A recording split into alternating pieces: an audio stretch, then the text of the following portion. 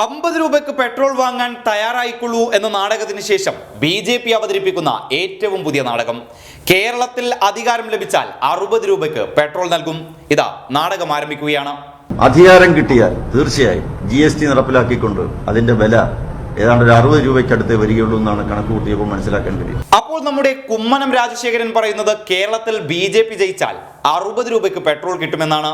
നേരത്തെ KS സുരേന്ദ്രനും 50 രൂപയ്ക്ക് മോദി സർക്കാർ പെട്രോൾ തരുമെന്നായിരുന്നു പറഞ്ഞത്.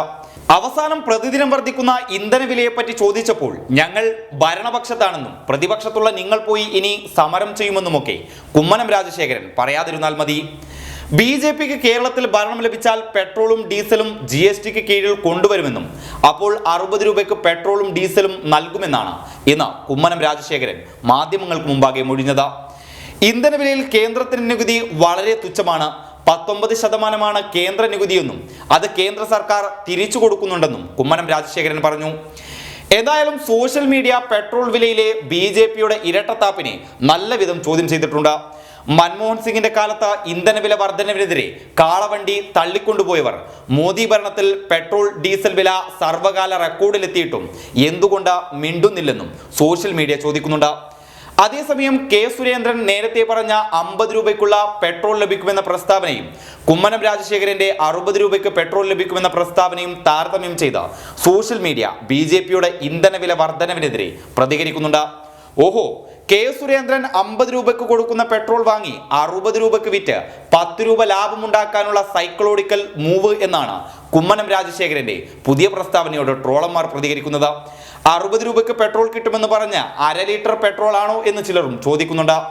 നിലവിൽ BJP ഭരിക്കുന്ന സംസ്ഥാനങ്ങളിൽ 60 രൂപയ്ക്ക് പെട്രോൾ കൊടുത്ത് കാണിക്കുമെന്നും കുമ്മനത്തിന്റെ പ്രസ്താവനയോട് ചിലർ പ്രതികരിക്കുന്നു.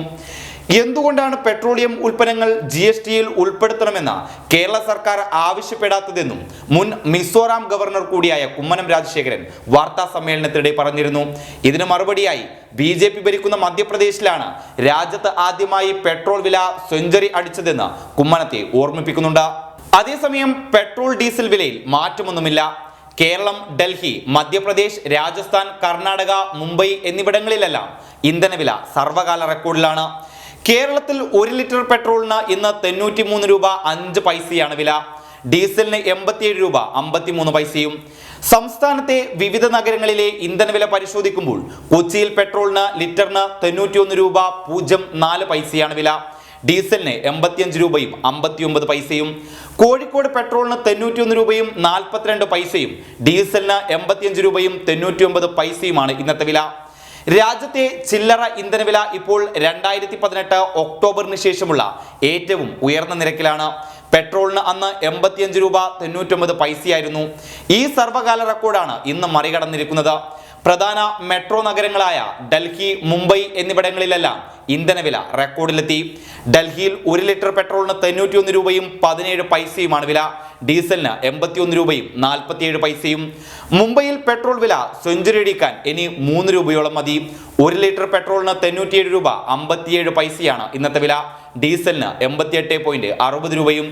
ഇത്തരത്തിൽ വലിയ രീതിയിൽ പെട്രോളിനും ഡീസലിനും വില വർദ്ധിക്കുന്ന സമയത്താണ് ജനങ്ങളെ ചിരിപ്പിക്കാനായിട്ടുള്ള കുമ്മനം രാജശേഖരന്റെ ഈ പ്രസ്താവന. News desk public Kerala.